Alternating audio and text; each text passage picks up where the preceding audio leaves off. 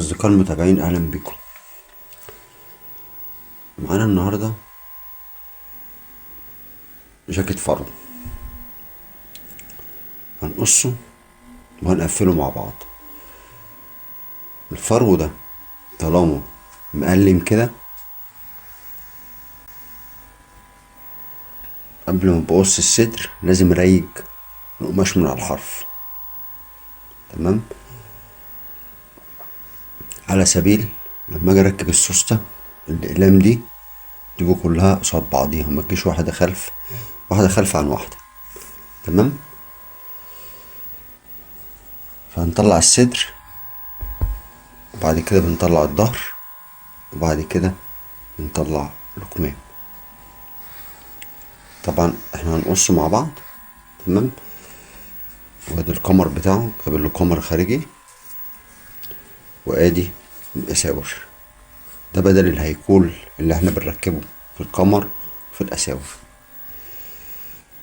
وادي السوستة. تمام كده، بنجهز حاجته كلها قبل ما نقصه ولا نعمل حاجة عشان ما تعطلش على حاجة.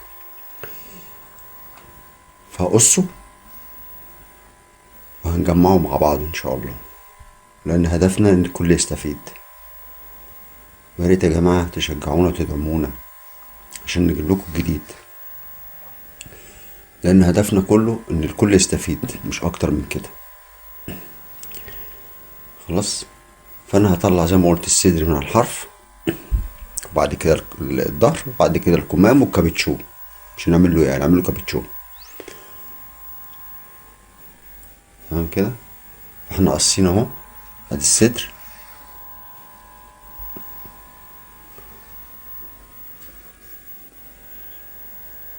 وهناخد الظهر، بعد كده هناخد الكمام. الكمام بتبقى من الحته اللي ايه الفضله دي من جنبها.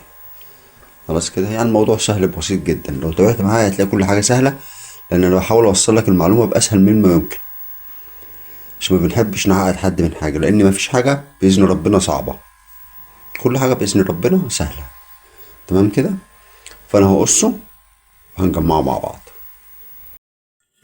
اهو كده احنا قصينا الجاكيت اهو. ادي الكم، وادي الظهر، وادي الصدر. تمام، وادي البطانه. البطانه بتتقص زي الجسم بالظبط. تمام، وده الكابتشو. خلاص كده، هنبدأ بقى نقفل. هنعمل ايه الاول؟ هنعمل الجيب الاول في الصدر. تمام كده، طبعا انا مرضتش اقصه قدامكم لان ده بهدل، يعني بهدل الدنيا، بالذات اي واكت فرو مع قصه بيبهدل الدنيا. عشان كده انا مرضتش اقصه، يعني اصور وانا بقصه لكم. فحتى هنا بصوا الصدر انا عامله اوفر، يعني الصدر عامل كله اوفر رغم ان الجاكيت مبطن، بس عشان ما يبهدلش الدنيا وانا شغال فيه. تمام كده، فهبدأ اعمل الجيب بتاع الصدر. المسافة بتاعتي بتاعت الجيب. تمام، وحضرت الفليت اهو وركبته عادي خالص.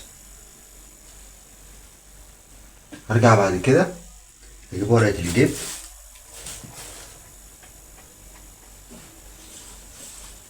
وهتركب بالشكل ده كده اهو. تمام، بالشكل ده كده. طبعا انا هنا بسيب زيادة في الجيب عشان اثبتها في الديل واثبته مع السوست. خلاص، هبدأ بقى اعمل كده.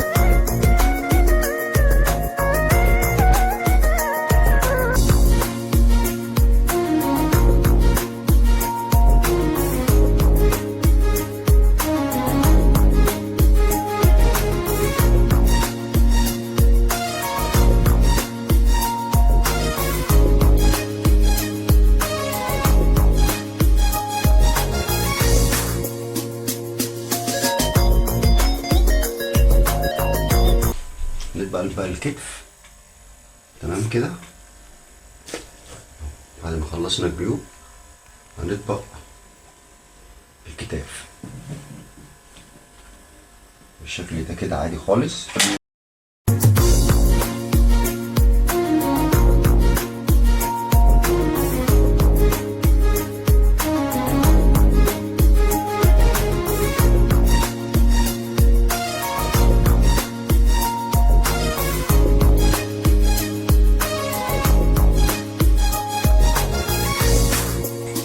وهنا هنركب ايه؟ هنركب الكمام.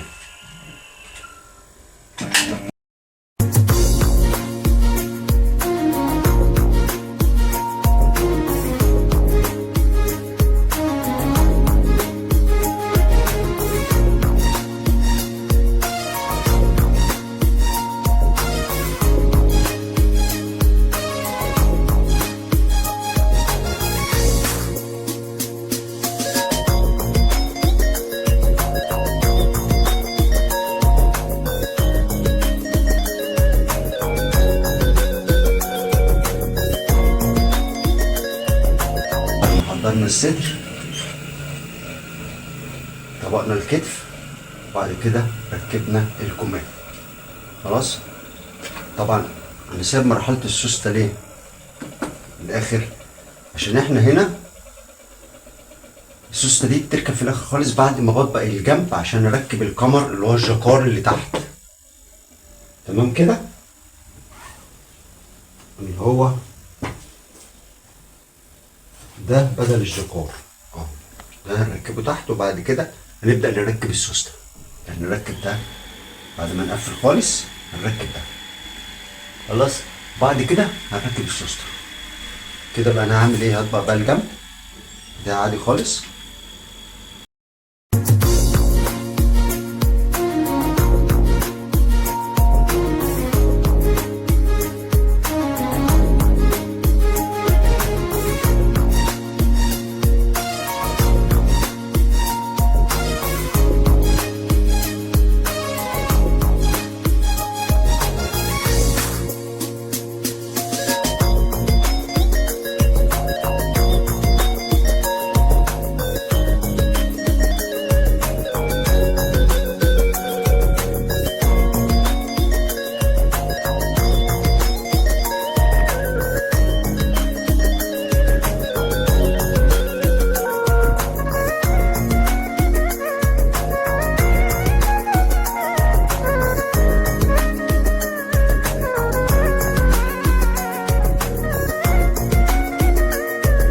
كده احنا طبقنا الجناب. تمام كده. هنيجي بقى هنا لتركيب الجاكار ده.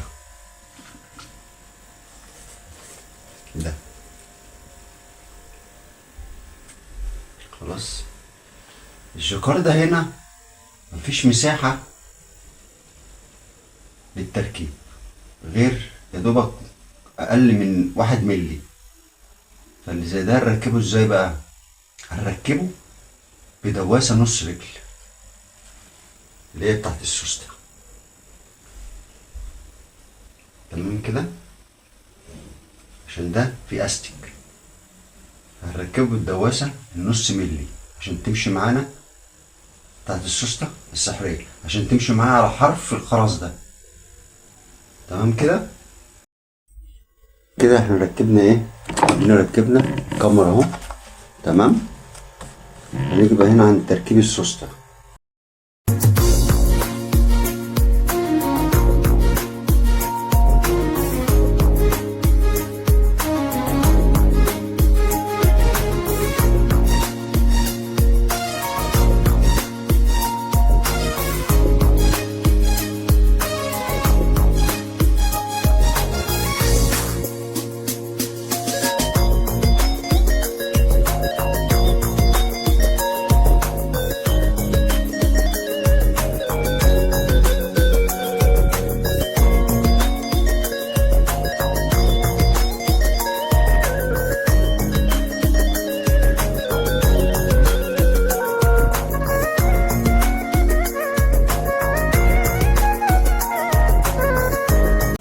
بص الكابتشو هنا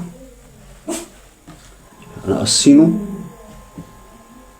خلاص، بيبقى مدور كده، وهنا في قصة بتركب كده. تمام. اسهل حاجة على فكرة في الجاكيت الكابتشو ده، وارجع ابدأ الف.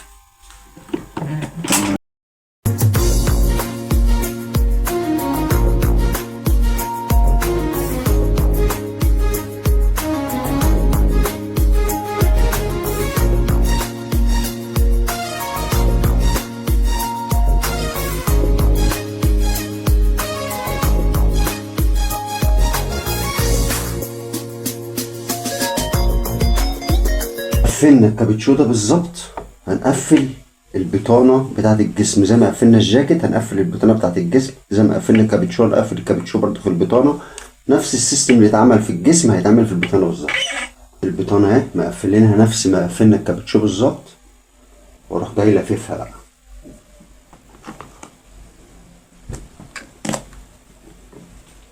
هلفها كده.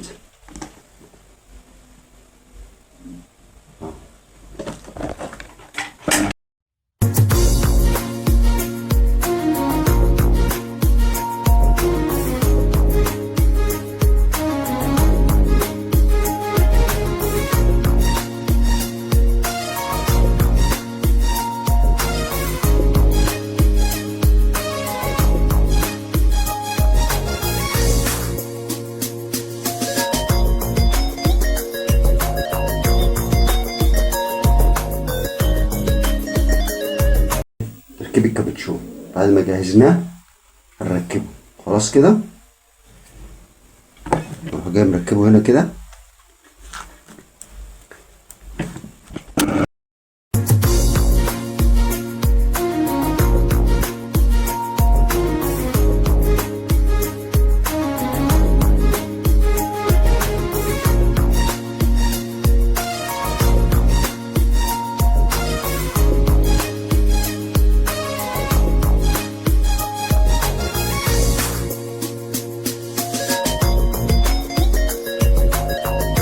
اقلب الجاكيت، مش هثبت الكمام بتاعت البطانه. ليه بقى؟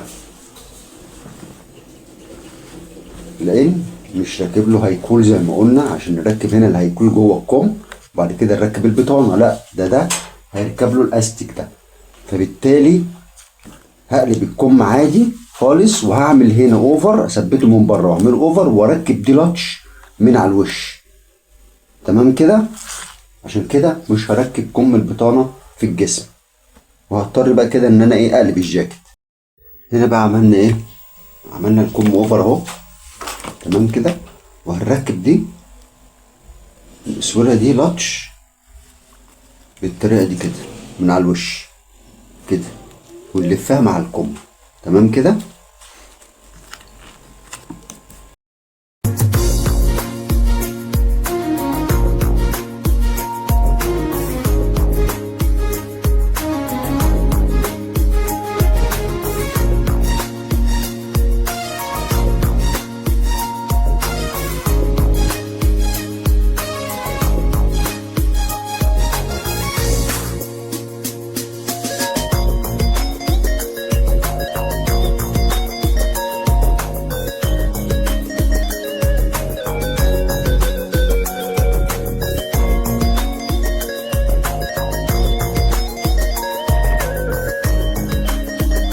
كده ركبنا ايه؟